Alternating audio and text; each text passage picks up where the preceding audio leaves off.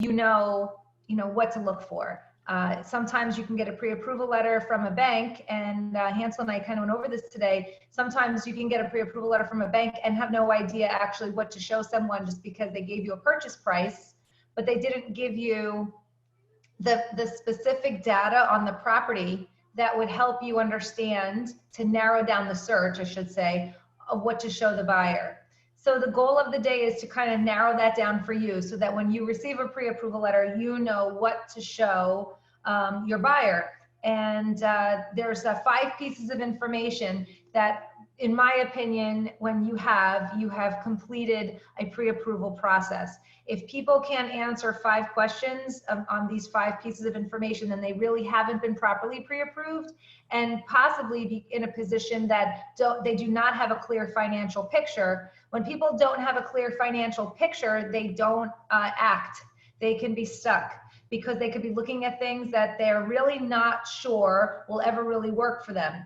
I meet with people all the time that tell me they've gotten a pre-approval letter, they've received a pre-approval letter for, let's say, $350,000, and they're ready to buy, but they only want their payment to be around $1,800. The reason why they think that is because online, if you go online and you put in principal and interest for about $315,000, it will say about $1,800.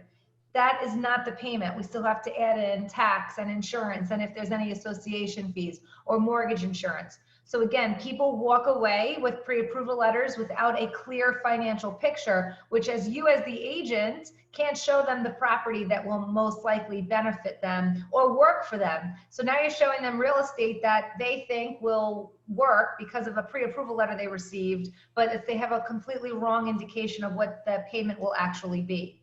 So Hansel and I'm going to share my screen a couple of times throughout this just so you can see the different key components. One of the emails I want to show you is when a buyer is pre-approved, what does an email look like? So I'll go ahead and open that up real quick. Hang on one second for me. Let's see, I'm going to go. Let me just pull this up. Okay, let's see, I'm gonna open. Did I share my screen yet, Hansel? I don't see it. Okay, hang on 1 second for me. I have to get the image up and then I can. Okay, here's the email. So I'm gonna share it now, let's see. Okay, is it letting me do that? Bear with me, guys. I don't see the screen as a shareable window. Oh, here it is. It was hiding. Okay. Bear with me, guys. The image that I want to show is not one of the options in the screen, so just bear with me 1 second.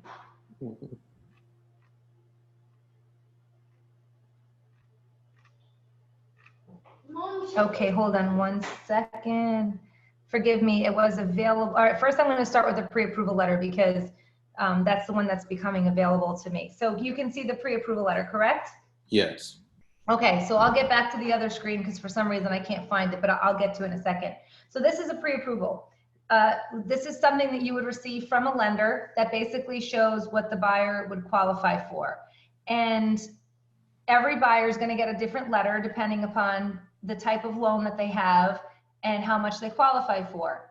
So in this particular situation, this is a young lady I've been working with. She's a veteran. The scenario I'm using today is a VA loan. It doesn't matter what type of loan it is. What matters is the components that you're looking for. So starting with the pre-approval letter, we start at the top. It shows her name, right? You see her name, obviously. It shows that she's been approved by Supreme Lending. And it also says that she is approved for $410,000. She's a veteran, so she's getting 100% financing, which also means she's qualifying for a loan of $410,000. It's 100% financing. So on my pre-approval letter, you're getting some of the information you need. You're getting the sale price, the loan amount, the loan to value. So when you write up your contract, you know how much to put down. You know the type of loan, right? But on a pre-approval letter, you'll notice It does not say what the payment is, and it does not say how much cash they need to close, right?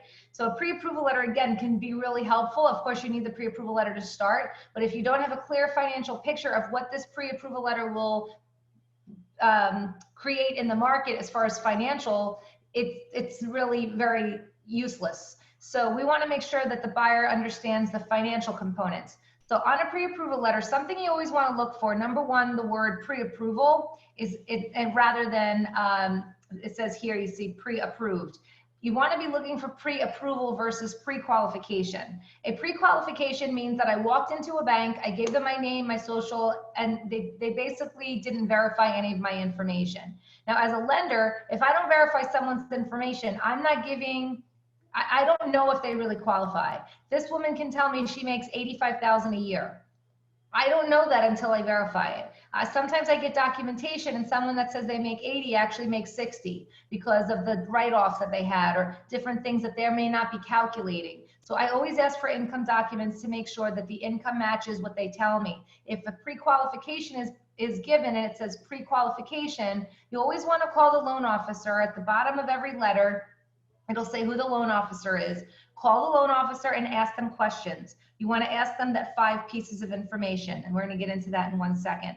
Now, anytime I send a pre-approval letter out, it always says that I have verified income and assets. Not all pre-approval letters will say that because they may have not verified income and assets. If it says it, you can believe it in most cases, but don't ever feel shy to pick up the phone and call the loan officer, ask the loan officer if they verified income and if they verified assets. If they haven't, you don't want that person in your car driving them around for 3 months to find out that they didn't ever really qualify. These are the types of nightmare shows we hear all the time where people get denied 3 weeks into a contract because they never actually qualified for the house that you got them into contract on.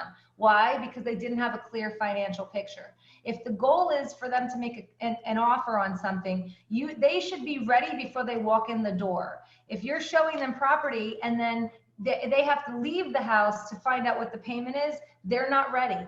And that means you could lose the property, especially right now. We have had an upswing in applications we have had more applications this week than we've ever had, ever. Think about that.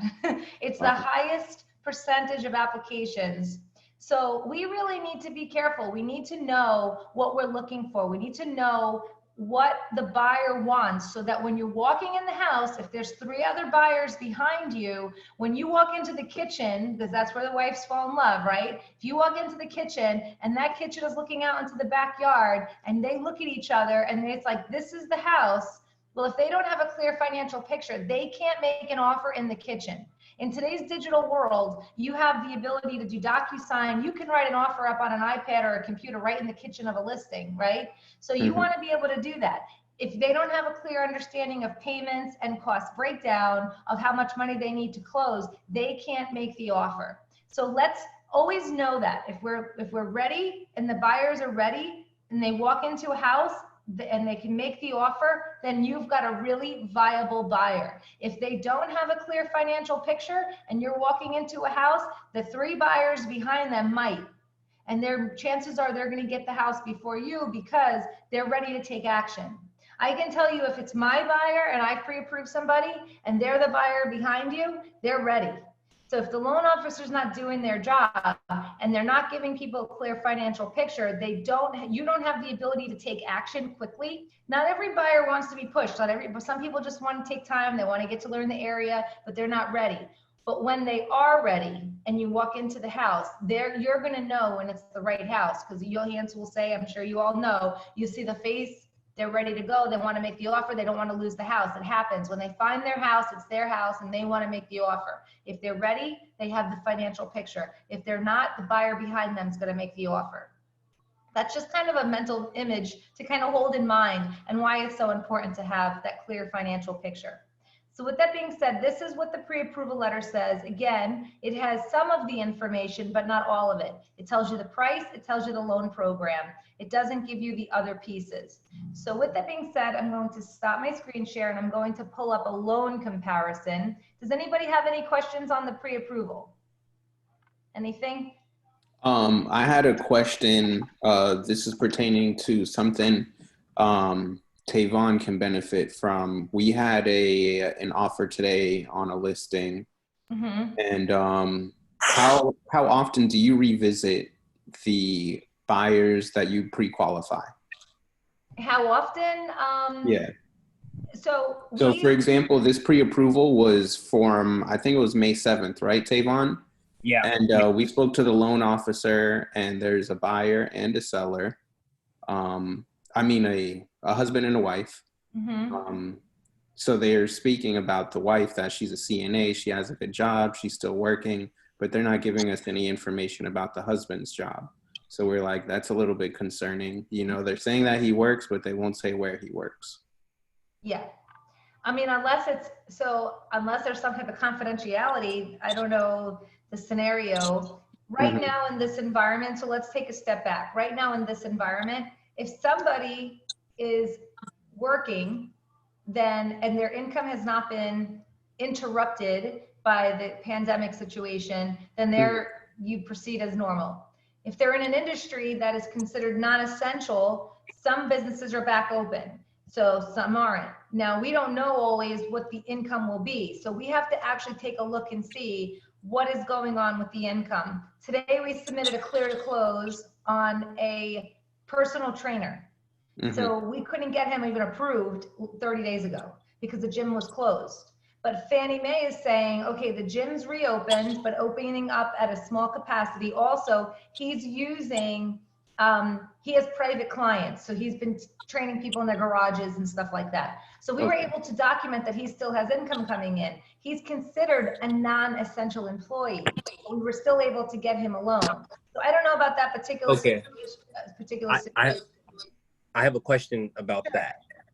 I'm working with a hairstylist. Oh, Sanji? Sanji, all right. yeah. Just save that question for later, but that's perfect. That's perfect. It's like the same situation. Yeah. Perfect. Okay, so yeah, non-essential employees, right now we have to basically prove that they can qualify. If their income is still coming in, I just closed a loan on a nail technician. You would think that was impossible, but we were able to do it because we were showing we still had income coming in. We also got a letter from the store saying that they agreed to pay them, they're getting their PPP money, so they have money coming in even though they're not open. So we've been able to do a lot of things that I didn't think we could do just because we were able to explain it well. If you can't explain it, then it's very hard to accomplish anything. But when you can explain it, you can make it happen. So when we talk about Sanji, I'm happy to answer any questions you have there. Perfect. Okay. I do have a question. I do have a question for you. What are all the points that you needed for the pre-approval? 5 points? Yes. We're going to go there right now. So what I'll do is I'll actually stop sharing because I found the screen that I wanted, and this was where I wanted to start the call. So bear with me. Here it is. Okay. So you can see that email template, Hansel? Yes. Okay. So Adam, these are the 5 pieces. Right in the middle of the page, I have, if I have someone properly pre-approved, what this is that I'm showing you is an email template that I have created. Every time I send a pre-approval out, I send out this email template. At the bottom, you see that there's a timeline, and then as borrowers go through the process, I update you and them with the timeline. It's a template. It's more manual than the automated systems. The reason I do that is because it keeps you and I in connection throughout the whole entire process. It allows us, you and the buyer, to be in communication through an email thread. And that's why I chose this particular timeline that I use. But in the middle of it, you'll see it says, you are pre-approved for the following. Purchase price of, we put the purchase price. That's number 1. The second is the loan type. Why is the loan type important? Because if it's an FHA buyer, you know, as an agent, buying a condo is going to be incredibly challenging, if possible at all. There's not very many FHA condos available. So if you see FHA as the loan type and you see $120,000 as a purchase price, we don't have very many options for a buyer like that. And that's something that will commonly happen. People will get pre-approval letters with loan programs that all of a sudden the price is low, the loan program's FHA, you have nowhere to go with that. There's nowhere to go to find a $120,000 FHA property right now. It doesn't really exist. So no one really did their job here. If I can't provide a pre-approval letter with a purchase price and a loan type that gives you something to work with, they're not really pre-approved. All we're doing is giving someone false hope that they're going to find something. We don't want to do that, because now what I've done is, if I send you a pre-approval letter with 120,000 and a loan type of FHA, I've now put the ball in your court as an agent to disappoint the buyer and let them know there's nothing available, right? We don't want to do that. So if I see that the price is too low, we're going to communicate and say, listen, we're at 120,000 in FHA. There's not going to be anything available. I'm not going to send the letter, because then I'm going to give that person hope that they're approved and there's nothing you're going to find. So, and then we'll just talk about the different options. So if I put 120 conventional, okay, well now there's more options. Now we can go try to find them something, because conventional financing, there's more options for a conventional condo. Okay, the third piece is monthly payment. That's a big piece of it. So when we're going through the process, I will be illustrating what is the monthly payment: principal, interest, tax, insurance, HOA, is there mortgage insurance? Why do you need to know those 5 pieces of information? Because in the mortgage payment, if I'm using an HOA of $150 on a condo, which you'll see sometimes from out-of-state lenders, again, what are you going to find for a condo with $150? Nothing. So it's a useless piece of information. If I put in a monthly payment and you see, as I illustrate to you, $400 for association, well, now you know that's our limit. I always try to max everything out so you know what the limit is. So if you see payment, principal, interest, tax, insurance, and HOA of $400, well, that's the number I've used. So that's okay, these are all going to be included in a monthly payment. You're going to itemize the monthly payment items. Yep. Or you just put monthly payment $400. So I'll show you on the next screen. I'll show you how we itemize it. Okay. So when I send this email out, Adam, we're going to send a pre-approval letter. The attachments to this email will be a pre-approval letter and a loan breakdown. So you're going to see the breakdown of how I approve them and what I use, and that'll be the next screen. So in this screen, you're just going to see the total. You're going to see the full payment, because it's just, this is a visual for you to see and for the buyer to see what the payment is. Again, I want to give them a clear financial picture. I'm doing 2 things here. I'm giving the buyer a picture and I'm giving you a picture. Now your picture is going to be more on the breakdown, because you want to know how I've itemized it, and I'll show you that on the next screen. The 4th piece of information is the total cash needed to close. That's down payment and all the closing costs. So now the buyer knows, if I have a buyer that only has 15,000 and the total cash needed to close is 25,000, we're short. So I'm not going to send that pre-approval until you and I come up with an agreement on how we're going to get that money. We've been seeing a lot of seller concessions over the last several weeks because of the situation. That may go away now that we're having such an influx of buyers. We have multiple offers. We may not see the seller concessions we've been seeing, but if someone needs seller concessions, you're going to know up front. If we can get them down payment assistance somehow, you'll know up front, because we're going to have a clear financial picture of the total amount needed to close. The second piece is the property type, the 5th piece, sorry. The 5th piece is property type. So if someone has a pre-approval letter for, let's say, 300,000 for condo, well, that's going to be different for 300,000 single family, because I may not need to put a $450 association fee on a single family, or on a condo I would have to. So on a, let's say a $300,000 condo with a $400 association fee, that might equal the same as a $350,000 or $370,000 single family with no association fee or a low association fee. So again, having these 5 pieces of information, you know, I've approved someone, for an example, let's say Eva, our veteran, let's use her as an example. I have $410,000 purchase price. I have a loan type of VA. I have a monthly payment. Here, I'm going to go to the next page. Hang on one second. I'm going to show you. I'm going to show you the breakdown now for Eva.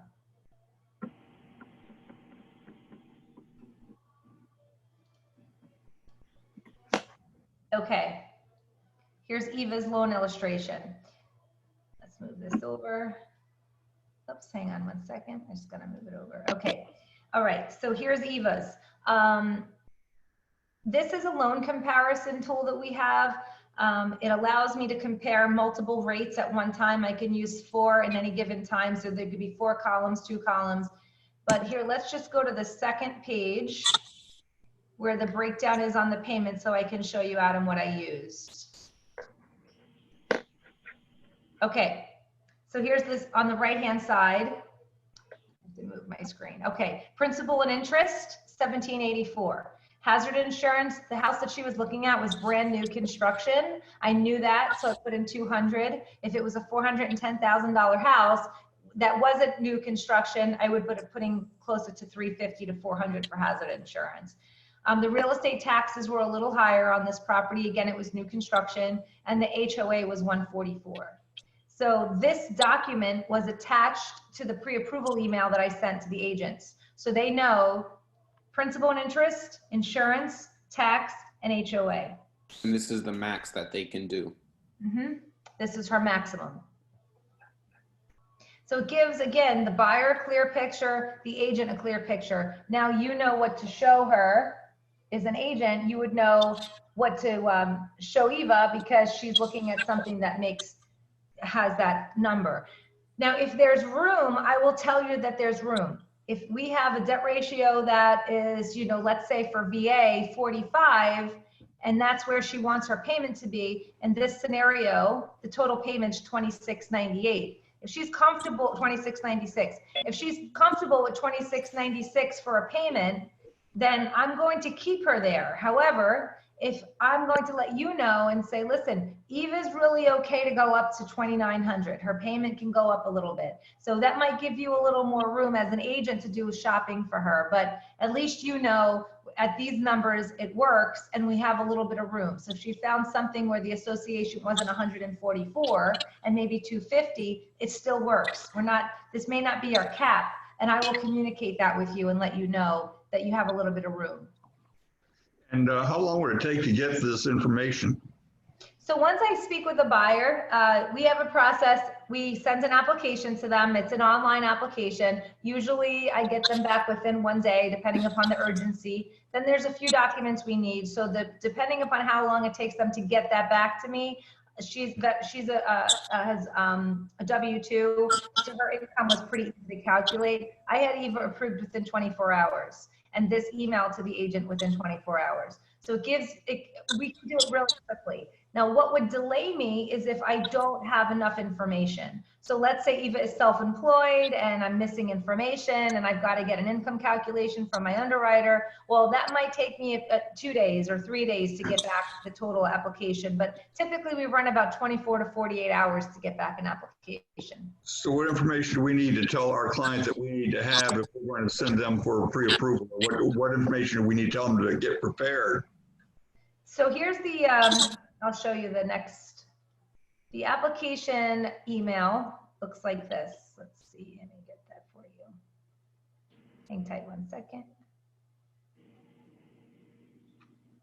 When my initial call to the buyer, I send this email to them. And this is the information that they need. So if you connected me with a buyer through either email or text, or you just gave me their phone number, I'm going to, number one, log where it came from. So we always keep track of everything. We know exactly where buyers come from. Once we put them in our system, I have an email system that I stay in touch with them while they're searching, right? But this is the initial email. So first, the subject would be pre-approval. I will copy you on the email so you know the buyer and I have been communicating. And this email means we're ready to go. So the application is right in the middle. It says apply now right here.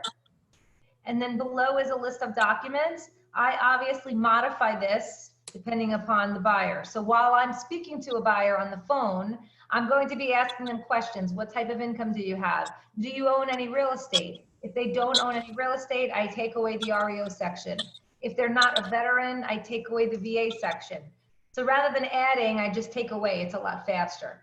And then so that I'll just ask them some questions about what they do, if they're 1099, if they're W-2.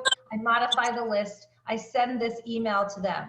This email then alerts myself and my team that we have a prospective lead, and we follow up with them. If we don't get their application back in 24 hours, we follow up with them the next day, finding out, did you get the application? Do you have any questions? We'll text them, just, you know, sometimes just a quick text, did you get the email? And they'll reply back saying, yes, I'm in, you know, have to work. I won't get to it till Friday. I've got to gather the documents. Then we'll let you know, okay, we're in touch with them, but they need a few days to get their paperwork together.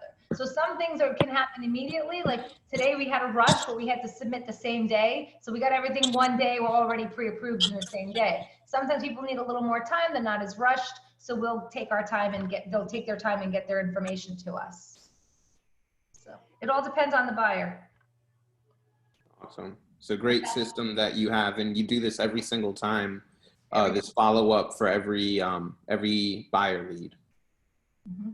Yep. So what happens is when we send this email out, I have a team of people that work with me, and we are very efficient because we want to keep track of everybody. We want to lose track of anybody. What we do as soon as we get an application, not an application, but a call, let's say you have a buyer you want to refer to us, we immediately log them in our system. While I'm on the phone, I'm typing into our system. So we know who they are, what's going on with them. We're taking notes. We're just saying who they came from so we connect them. The reason why we do that is because our contact management system attaches the buyer to you as the agent. And when we send an email to them to follow up with them, the email comes from both of us in our contact management system. It'll say Hansel and Lynn, you know, or Adam and Lynn, or Tavon and Lynn. So that's what we do. It's this way, you know, this isn't my normal reply email saying, hey, you know, can we follow up with you? But as we stay in touch with people and we nurture them in our system, the email through our contact management system comes from both of us. So it keeps us in communication. Mm-hmm. It happens every time like clockwork. Awesome. Awesome. Do you have any questions about the 5 components, the 5 pieces of information? I'll bring that back up. No. I mean, you can see the difference, right? If you have just a letter versus if you have a pre-approval letter that really gives you the information you need to show property, it's a whole different experience for you and the buyer. You know, I learned this when I bought a home. I've been in the business 19 years. I bought a home 11 years ago. I remember the day I walked into my house, I had no idea what the payment would be. And that was a time where there were people lined up. So the analogy that I gave you was my own experience. And I knew it was the house. I knew it was the house. It was the house that we needed to, you know, we wanted for our family. It was the one. But I had to go back to my, and I'm a loan officer. So I had to go back to my office, run the numbers. By the time I got back from the Parkland area to the Coral Spring to Deerfield to run the numbers, the house could have been gone. And it occurred to me that day how important it is for every buyer to have a clear financial picture. And it changed the way I do business. It just took my own experience for me to change the way I do business, because I don't want that experience for any buyer. And I also don't want you as the agent to not have that ammunition in the kitchen. If they're ready to make an offer, if they don't know the numbers, they'll be hesitant to make the offer. If they know the numbers, they won't. They'll make the offer right there on the kitchen table, beat every other buyer behind them. So that's why it's so important to have these breakdowns. Another thing we like to do is if you see property that a buyer really likes, and you want to go out, like let's say on a Saturday, and let's say maybe you've got 4 or 5 people that you want to show, 4 or 5 properties you want to show, you may want to do some illustrations. So getting some illustrations out before you even get out there. So let's say you've got 3 real big, you know, possibilities. It's no problem. I can go ahead and put the numbers together, and then you can go ahead and take the illustrations out with the properties. Okay. So, and you do that? I would send you the property information and you would run those numbers? Yes. Sounds good. Sounds. Yep. That can definitely help out. And, you know, if it's a really good deal, I don't see why you couldn't close a deal right on the spot with that information in hand. Mm-hmm. Definitely. Definitely. It really helps a lot. Mm-hmm. It helps a lot. As I understand it, you have the pre-approval letter and then you go shopping and then they want to make an offer. So then we contact you and say, look, this is the house they want, run the numbers for me, and how quickly will we get that back?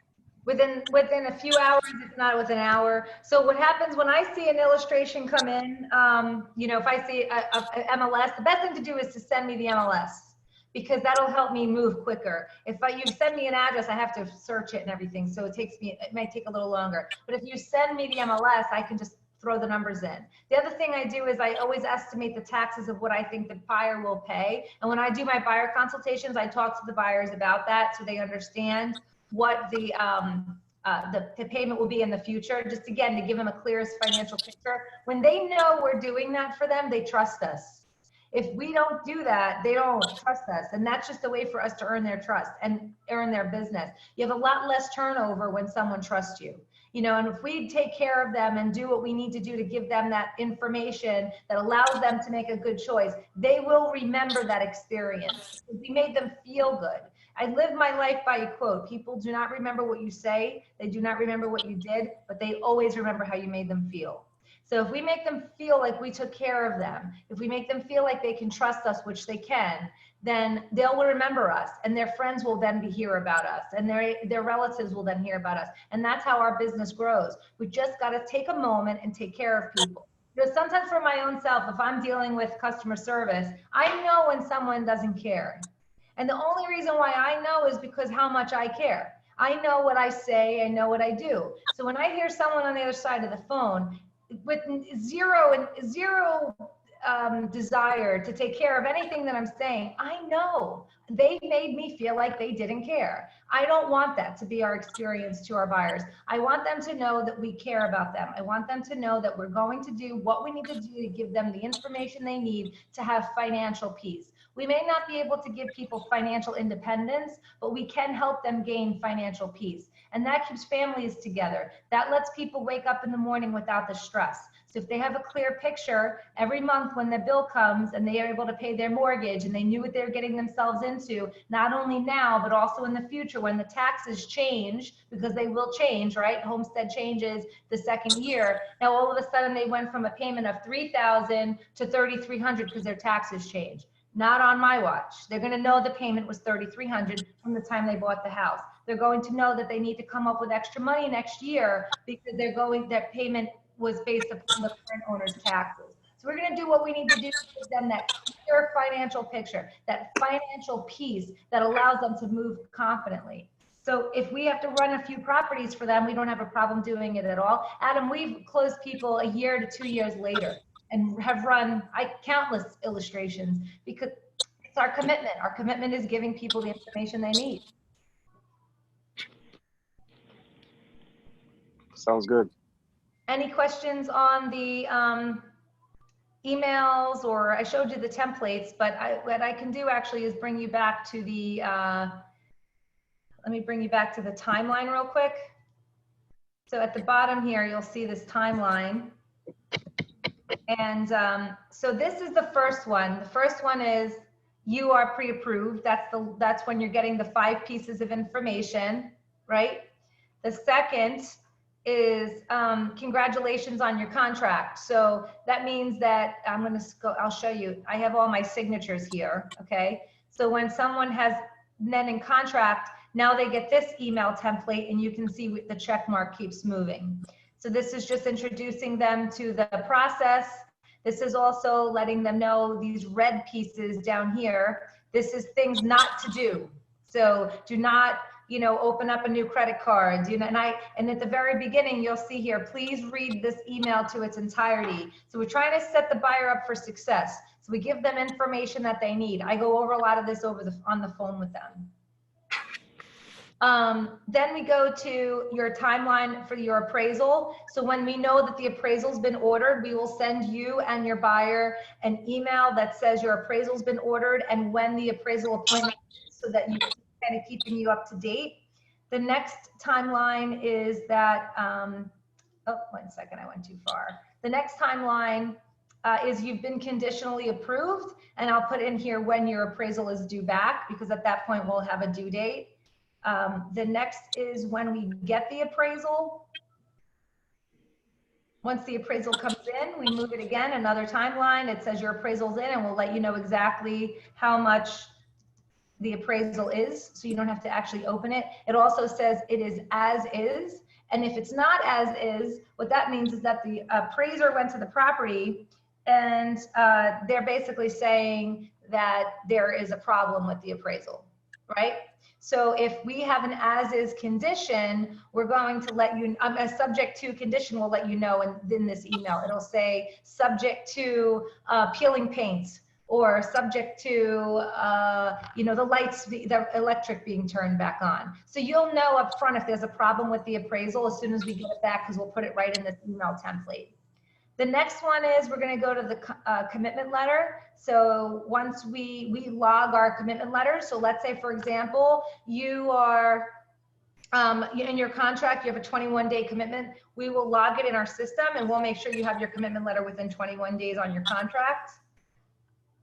And then there's a few more, but the biggest one is at the end. So we'll also notify you when you're clear to close. This means we'll send this out letting you know your loan has been clear to close and you're ready to close. And then the last one is it's closing day. Now this is an email that I created because I find a lot of buyers, again, they're not aware of when to file homestead, and this is the links for them to know how to do that. It's depending upon the county that they purchase, and I'll take the other links out. And that's the process for getting them approved. So what was the scenario with Sanji? Yeah, so Sanji is, she works from home now. She was working in a salon before, the whole COVID came along. And now she's, working from home, self-employed, and we got her pre-approved with, I was working with Justin, and we just want to make sure when it comes up to the time for underwriting, she gets approved, verify employment and all of that. We just want to make sure everything is stable when it gets to that date, gets to that time. Mm-hmm. So I was I said the question slipped. I was paying attention. The question slipped. That's okay. Oh, I just was wondering, like, what? There we go. My question was, what could we do to improve the chances that she gets approved? When she gets into underwriting and all of that. Mm-hmm. So, but what is the concern with her? Is there a concern, or just in general? You mean getting approved from underwriting because she's self-employed, like verifying her income. Because all right now she's a cash on cash right now. She's not giving out receipts. She's just taking clients in and doing hair, and money's coming in, but she doesn't have anything really to verify it. So it's contingent upon her being approved. Mm-hmm. But she was working in a nail salon before, right? Before the pandemic? Yeah. Yes. Okay. But everything she's all that's shut down, it's closed, and she's doing it from the house. Right. Okay. So what happens, Fannie Mae and Freddie Mac put out a rule that basically says if you're a non-essential employee, a nail tech, for example, have you gone back to work? And what that means is, has the salon opened, or if you had a salon in your house, are you still taking people? So once the state opened, non-essential employees became, the opportunity for them to close is now available again. So, that's the situation. So for them, if they were working in a salon, then we just have to verify the salon is open by calling the salon and asking if they're open. If she was working in her house before, then that might be a little harder to verify because we don't know, but, or what we could do to verify that is to show that she's starting to receive deposits again from her clients. Maybe she takes payment through Venmo or a merchant account or something like that. Square, she said she uses Square for cards and Cash App, but she says most of her transactions is cash on cash. Then she'll just have to deposit the cash. Okay, which we've spoken, she does. Okay, yes. So that was a concern of mine and hers. But yeah. As a self-employed person, Tavon, they can't say that cash is not work income. You know, people have cash businesses. As long as they pay tax on it, it doesn't matter if they get cash or not. You know, so if she has a history of making $50,000 a year and some of that is cash, but she chose to pay tax on it because, you know, they're supposed to, then she can use it. You know, there's no saying she couldn't. You know, typically right now, I would highly recommend you tell her not to do cash because it's a little harder to prove. If she's not, you know, have them write her checks or have them use Venmo or Cash App or whatever source, Square, whatever source of payment that she uses, because it's a little bit easier to track, and then we're able to verify it, which is ideal. Okay, I understand. Thank you. Sure. So Lynn, I had a question, and I think this relates to like so many different industries, Sanji, and a lot of people in the food industry, like Lois, who we're currently working with. Do they have to be at work for a certain amount of time, or you just need verification that the job is going to open up? So if they say, oh, we're going to open up next Wednesday, you can get a clear to close before then? Yeah, we have to know when they go back to work, and Okay. it has to be before the first payment is due. Okay. They're kind of treating it, you know how they're treating it like maternity leave. Because if Okay. someone's on maternity leave, we have a clear to close right now on someone that still has a job, but she had a baby 6 weeks ago.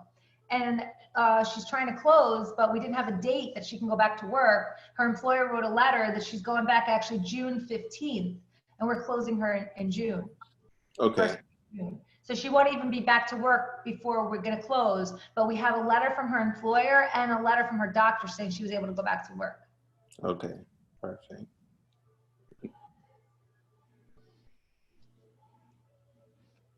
That answers my question. Hopefully that was helpful. You know, again, it's just most importantly making sure you have those 5 pieces of information. If you don't, you really don't have the ability, and whether you're working with me or not, or, you know, I'm happy to help your buyers, but more importantly, these are questions you should be able to ask a loan officer. So if someone gets a pre-approval from Chase, Bank of America, Quicken, whatever, they're getting their pre-approval letter. If you can't call the person on the phone, the loan officer that's listed at the bottom of the letter, and ask those 5 pieces of information, they're not properly pre-approved. And that's a problem for you because now you don't know what to show them. Again, if a pre-approval letter doesn't say a loan program on it and it just says the purchase price, well, how are you supposed to know if it's approved for a condo or not? I mean, you have nowhere to go with that. So the more information you have as a realtor, the better chance you have in closing your deal because you know what to show them. And again, if I call you and say, Hansel, listen, I'm at 110,000 FHA, I'm not even going to send the letter. There's nowhere to go with that. I don't want to give people false hope unless you tell me, Lynn, no, I have a place that's, you know, and then you and I can work on it. I'm not going to do that to you or to the buyer. It's a waste of your time, a waste of their time. It gives people false hope. We want to set people up for success. And sometimes giving them nothing is better than giving them false hope, because if I give someone false hope, I've wasted your time. I've gotten their hopes up. I'm not in that business. We're gonna give. There's a lot of buyers that want information and that want to buy. We got to work with the willing. Now, some people we have to just prepare over time. Sometimes we take a buyer from, you know, A to Z, and it might be a year. I do a lot of credit help. We do a lot of help with people's credit. We put them in our contact system. We nurture them over time. Not everybody's ready the first day that they talk to me. So I've got to take the time to get them ready, and then I'll keep you updated as we go. But there are some people that are just ready to go, and we've got, you know, so the average day that someone, from the time that they go online, the first day that they go online and say, I'm interested in looking for a home, to the day that they close, the average buyer is 400 days. 400 days. So you don't know if you're getting someone on day 1 or day 399. You just don't know. So unless you have those real conversations, you know, what are you looking for? When are you looking to buy? Is your lease up?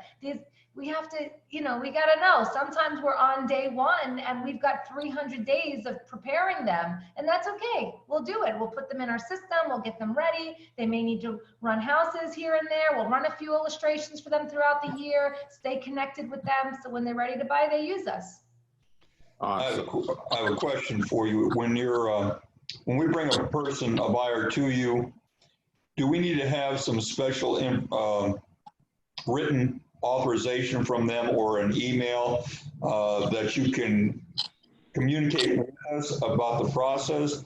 Because the reason why I asked that is I was working with a buyer through Chase. Chase was telling me everything was okay when everything wasn't okay, and they wouldn't give me any information until my buyer actually told them you can give out the information. So do we have to have some written documentation to you, or when we bring the person to you, you just keep us in the loop? No, what information were you looking for? Well, I wanted to know the status of the loan, and all I kept getting was, yep, we're on track. Yep, we're on track, when we weren't on track. Yeah. And we had to go through a different mortgage broker in order to get the deal to close, and it was like a last minute rush job for them. And the other lady kept telling me we're on track, everything's good to go. And then the last minute she told me, oh, well, I told her that this, and this. And none of that was really communicated to her, to my buyer, or to me. And so I'd like to know what I need to do in the future to be kept in the loop about the mortgage process, where we are on that. Yeah. So that's a great question. So, that's a thing, that's a lender preference. There's nothing saying that I try to be proactive, Adam, and send out these email templates I just showed you so you know what's going on. And as agents work with me, they don't even have to ask because they just know. They trust that they're going to get their email. So as we get used to each other, you'll just know. If I don't call unless I have to. I mean, I will give you the updates you need, but if there's a problem, you will know right away. And after years of work with people, they just know how I work. So they just know that if there's an issue, you're going to hear it. If there's no news, it's good news with me. Sometimes loan officers try to be alarmists, and everything is like, oh my God, and they drive people crazy, which is, to me, it's not my style at all. I like to be quiet. I like nobody to know nothing until and if there is an issue, I will let you know immediately. Typically, I don't call with problems until I have solutions. So sometimes something may happen and I might need a day to work through the details. I'm not gonna call and say, we got a problem, if chances are, number one, I'm going to be able to handle it. So why get anybody? What that does is it creates a bad experience. So if people are going through the process and then they're all of a sudden having all these alarmed phone calls, it just creates edge, it creates stress, and it's not necessary. 99.9% of the time, we're gonna solve the issue, whether it be something came up with the employer or there's something on the bank statement. It's not a problem, we just gotta work through it. But a lot of loan officers, they become alarmists. Then you have the other side where they go ghost and you can't even reach them. So there's a fine line. It's a relationship business. Knowing that you can pick up the phone and call somebody, whoever that person is. You may only work with someone one time, but have a great experience with that person. That's what you want. If you can't reach a loan officer, and if you can't get information for a loan officer on basic information about the process, and they're blowing smoke telling you that everything is fine when clearly it's not fine, because if it was fine, I'd have a clear to close. I mean, we're not, we do this for a living. We know when something's not fine, it's like being in a relationship, when it's not okay, Same thing. How quickly should we get a clear to close? We get to close loans in 8 days. Okay. We don't need to a lot of the time because contracts don't require 8 days, but we do have an 8-day rush process. If you're in contract, things are falling apart. Like in that situation with Chase, you can't reach the guy, nothing, nothing's happening. You're getting no answers. You're finding out there's problems at the last minute. Just get us involved right away. We'll tell you exactly what's going on within 24 to 48 hours, and we'll try to get it closed for you before they can even, know what hit them. How far out ahead of closing do you know what the final figures are? So our process is to send a CD out about 10 days before closing in a normal 30-day contract. If it's an 8-day close, they get the CD 3 days before closing to sign as a signature required CD because the CDs have to be signed. Mm-hmm. That's the initial for TRID, so we meet the TRID requirements. And the final is going to be out about 48 to 24 hours right before closing. And that's because we're waiting on we've got reconciling to do at the very end until we know the exact closing date. Sometimes we move closing dates up. Sometimes the HOA needs to extend, so we got to move it out. So we don't rush to send out a final CD we know for sure we're closing, because we've got to reconcile with the title company, get the prorations put in there. So the final number is typically 24 to 48 hours right before closing. But they'll know before they even get in the house what they need with me. So they don't, you know, our buyers aren't looking for final numbers. They're just looking logistically how to get the wire out at that point. Okay.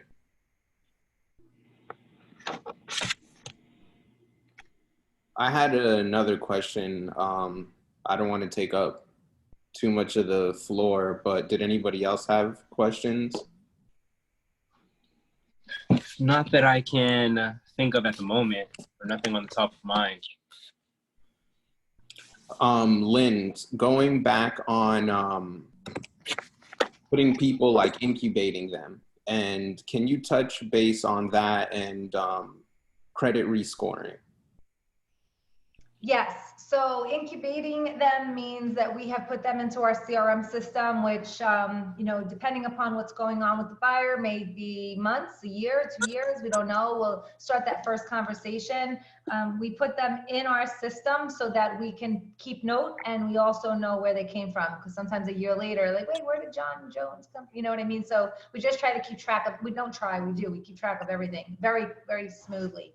But what's most important is that, you know, we keep you updated as we go. So if we hear something going on with them, or we're getting closer, or let's say we put them, I don't do credit repair, I credit counsel. There's a big difference between the two. So we have a credit system that's Credit Technologies, and I have a simulator. That simulation tool allows me to run some numbers on the buyer's credit. So let's say, for example, they've got some medical bills, their score is a 620, and I go online to my simulator and get rid of the medical bills, their score could jump up to, let's say, 700. I have them in a whole different ballgame of financing now. So I always look at credit to see how I can get the score higher. Sometimes I'll even delay the process, because let's say, for example, we have that buyer that's that 150 price range, and I've got a 620 credit score. What I'll do is, rather than saying, no, I don't have anything for you, I'll get them on an incubation system. I'll get them on a credit counseling system, so we can let them know what they need to do to get their score up to, let's say, a 680, 700. So now they can go buy a condo in the price range. So we'll put them on that system. I'll send them an analyzing report of what we need to do to get their score up, and tell them what they need. I'll tell you, the quickest, easiest solution to credit restoration is medical collections, because medical collections get removed. If you pay a medical collection, they typically will remove it. So I just had somebody that I got 50 points by one medical collection. The medical collection was $90, $90. So they paid the collection, and I was able to rescore the credit and get them the 50 points. So that put them in a whole nother category of financing with a much better interest rate. So I look at everybody's credit. Even if I can send you an approval today, but they're at, let's say, a 680, and I see a medical collection, I'll send you the approval at 680, but I'm going to then do the credit rescore, because I know by the time I get you and they get into contract, I'll probably get them to like a 720 and get them a half a point better in interest. So okay. I work on everybody's credit. Awesome. So another good question is, where do you suggest that realtors draw the line on where the customer should reach out to you? Meaning at the beginning, or? Just anywhere. What are some of the questions that someone should just say, you need to talk to Lynn about it? You know, the thing is, I don't like to ask the question as an agent. I wouldn't ask, have you been pre-approved all the time? Because the terminology pre-approved, it's become a little played out. And sometimes buyers take that as, well, if you haven't gotten pre-approved, I don't want to work with you.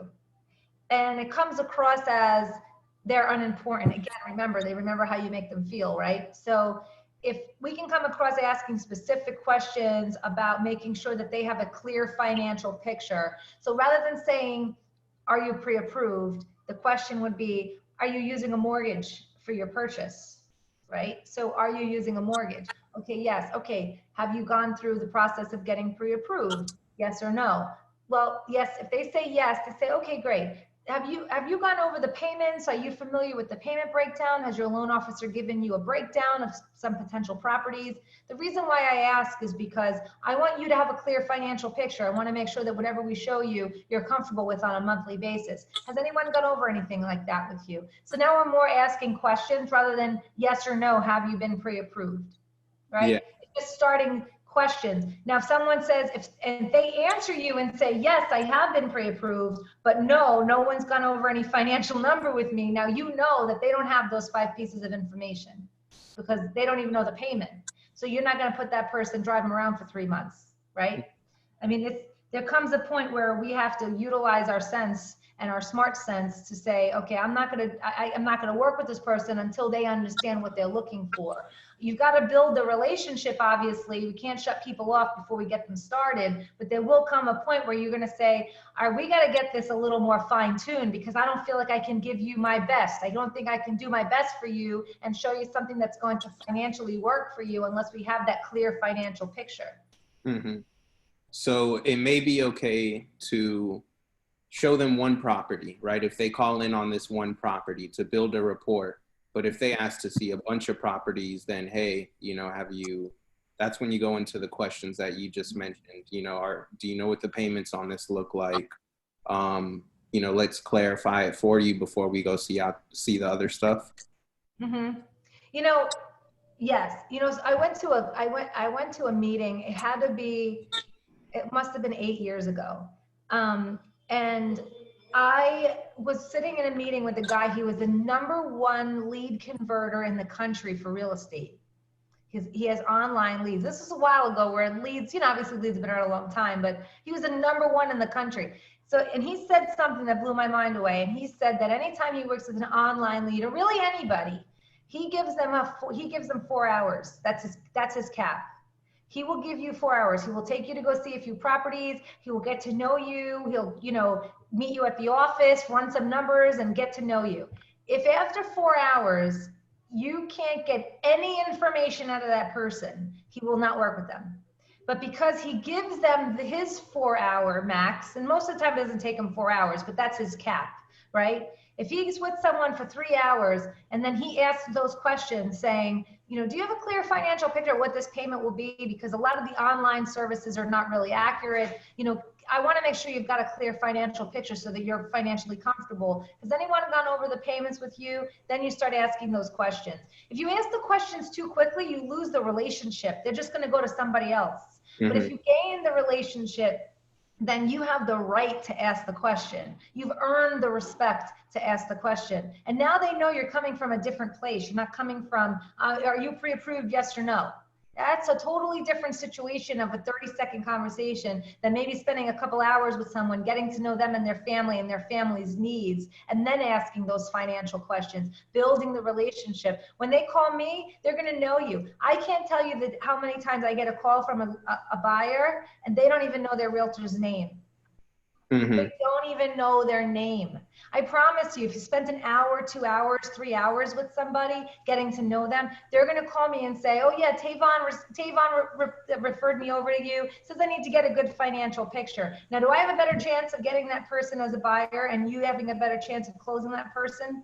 Because they know you. They know that you now have their best interest versus someone else will call me. They don't even know their name. Mm-hmm. I don't even know who to send the pre-approval to.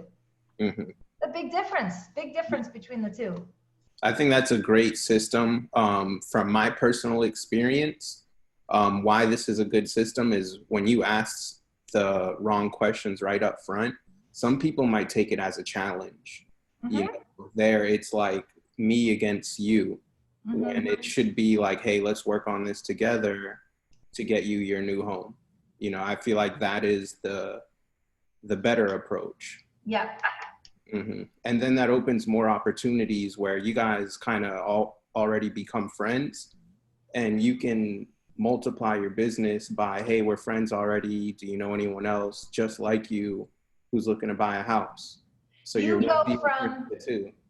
go from a realtor to their realtor. Exactly. Mm-hmm.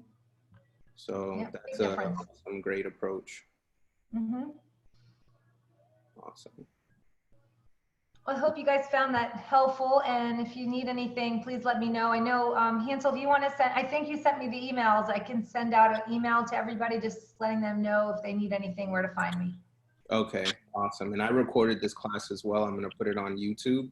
Okay. Either tonight or by tomorrow, however long it takes to upload. All right. All All right. right, Lynn, I appreciate the information, and that was a great tagline, by the way. Yeah. Pleasure. Thank you. Thank you for having me. I appreciate your time. I know you're busy, and if I can be of any assistance or help at all, please let me know. Awesome. Thanks, Lynn. Appreciate it. Thank you, Adam. All right. All right, Thanks, thank you, Daniel. everyone. Bye, everybody. Have a good Thanks, one. Yvonne. Thanks, Bye. Hansel. All right.